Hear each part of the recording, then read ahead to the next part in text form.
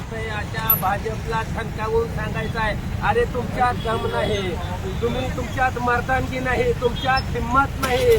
तुम्ही जर निवडणूक प्रत्येक वेळेस जर उमेदवार चोरून नेऊन फॉर्म चोरून नेऊन निवडणूक अधिकाऱ्यावर दमदाटी करून तुम्ही उमेदवारावर दम देऊन तुम्ही लोकांच्या लेकराचं भर चौकात बळी घेऊन गोळ्या घालून तलवारीनं त्याच्या पोटात तलवारीतून सुद्धा जीव घेऊन जर तुम्हाला निवडणूक करायची असेल तर तुमच्यापेक्षा इंग्रज 100 पट बरे होते.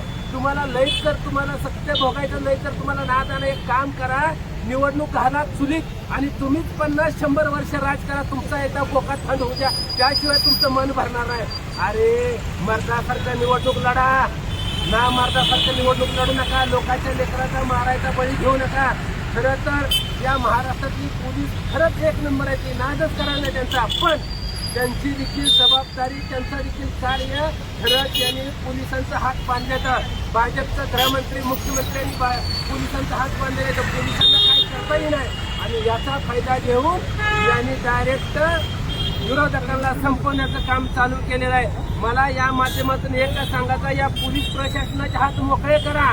एकदा सगळ्या महाराष्ट्रातल्या गुन्हेगारांचं सुप्र साफ केल्याशिवाय राहणार आहे. पण या भाजपवाल्यांना ती करायची नाही. भाजपवाल्यांना गुंडागर्दी वाढवायची आहे. भाजपवाल्यांना ही निवडणूक पारदर्शक करायची नाही, ही निवडणूक घोळ करायची आहे. ह्या निवडणुकीमध्ये त्यांना शेण घेण्याचं काम करायचं आहे. म्हणून त्या पद्धतीनं अशा पद्धतीने हे वागते.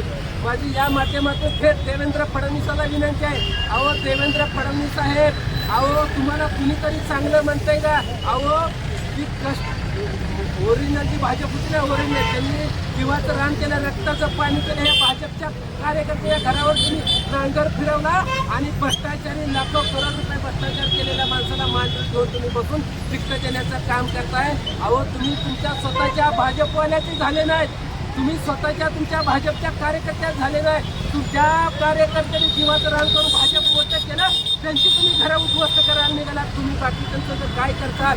म्हणून मला आपल्या माध्यमात सांगायचं आहे, ही सरकार जी आहे देवेंद्र फडणवीस, ही सरकार अजित पवार आणि एकनाथ शिंदेचं सरकारमध्ये ही सरकार अत्यंत कपट आणि एकदम नाचक्यावरतीचं सरकार आहे. त्याच्यापेक्षा काही खान भाषेत त्यांना बोलावं लागेल, एवढी चीड निर्माण झालेली आहे. एखाद्या तरण्या बांधपोराचा बळी घेतला जातोय, अन्याय अत्याचार केला जातोय.